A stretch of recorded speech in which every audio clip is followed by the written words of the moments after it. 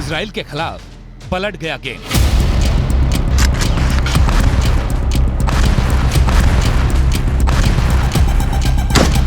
Iran का खूंखार दस्ता लेबनान रवाना।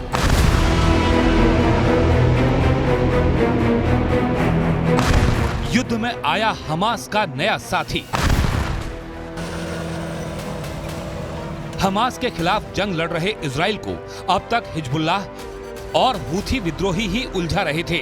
लेबनान और यमन की जमीन से इजराइल के खिलाफ रह रहकर हमले हो रहे थे, लेकिन ना तो हिजबुल्लाह ही अब तक जंग में खुलकर उतरा और ना ही हूथी। लेकिन अब युद्ध के 28वें दिन इजराइल को एक ही समय पर चौतरफा घेरने का प्लान तैयार हो गया है।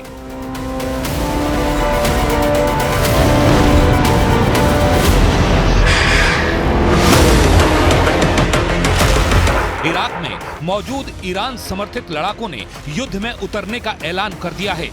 सीरिया में सक्रिय ईरानी समर्थित मिलिशिया ग्रुप इमाम हुसैन ब्रिगेड ने भी जंग के लिए लेबनान कूच करने का ऐलान कर दिया है।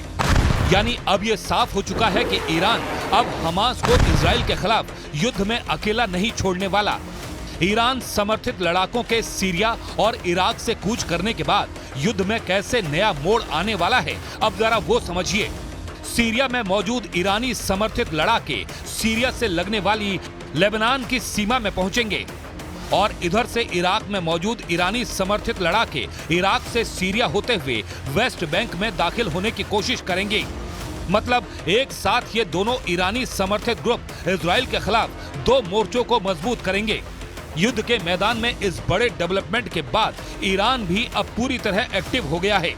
ईरान पर अब तक पर्दे के पीछे से ही हमास को कंट्रोल करने के आरोप लगते रहे थे, लेकिन अब ईरान भी धीरे धीरे अपने गेम से पर्दा उठा रहा है। गुरुवार को ईरान के विदेश मंत्री ने बयान जारी कर कहा, मैंने हमास के पॉलिटिकल ब्यूरो के प्रमुख से फोन पर बात की। बातचीत में गाजा और वेस्ट बैंक में बने हालात पर चर्चा हुई। इन सब के बीच अमेरिकी खुफिया एजेंसी की रिपोर्ट ने भी नेतन्याहू की चिंता बढ़ा दी है। अमेरिकी खुफिया रिपोर्ट में कहा गया है कि सीरिया की बशर सरकार हिजबुल्लाह की मदद की तैयारी कर रही है। सीरिया की सरकार हिजबुल्लाह को रूस की मिसाइल डिफेंस सिस्टम भेजने को तैयार हो गई है। सीरिया ये मिसाइल सिस्टम रूस की वैगनर ग्रुप के जरिए हिजबुल्लाह तक पहुंचाएगा। हिजबुल्लाह और वैगनर ग्रुप का नाता बहुत पुराना है। सीरिया में दोनों ही संगठन सालों तक ऑपरेट होते रहे हैं। एक समय में इन दोनों संगठनों ने बशर अल असद को सत्ता तक पहुंचाने में बड़ा रोल निभाया था।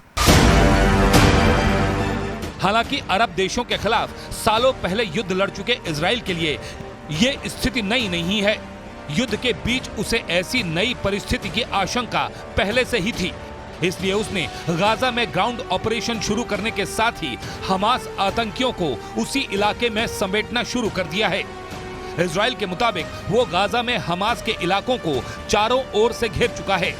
यानी हमास अभी अपने ठिकानों पर जिस जगह मौजूद है वहां से उसके पास भागने का कोई रास्ता नहीं बचा है। इस घेरेबंदी को इजराइल की सेना लगातार कसती हुई आगे बढ़ रही है।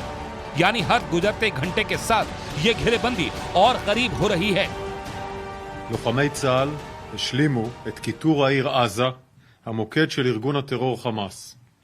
בשעות האחרונות כוחות שריון וחי"ר בסיוע כלי טיס רבים של חיל האוויר תוקפים מוצבים, מפקדות, עמדות שיגור ותשתיות טרור נוספות המשמשות את הנהגת חמאס ואת המחבלים שלה. मतलब साफ है, तैयारी दोनों ओर मुकम्मल है। ईरान हमास को हारने नहीं देना चाहता और इजराइल हमास को मिटाने की सौगंध ले चुका है।